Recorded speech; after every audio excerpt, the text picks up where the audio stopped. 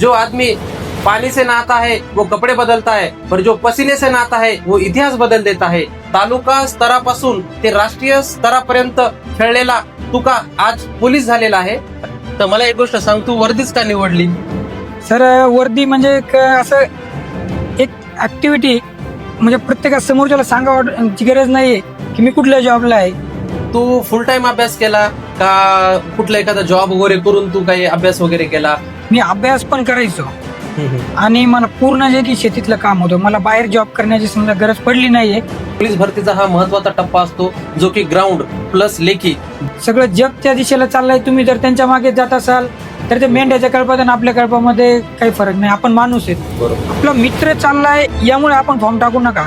Instagram वरती बरेच अशा रील्स येतात की कोणी मामाच्या मुलीसाठी पोलीस भरतीमध्ये जाते. तर रील्स कडे आकर्षित होऊन हे स्वप्न हे साध्य करता येते का?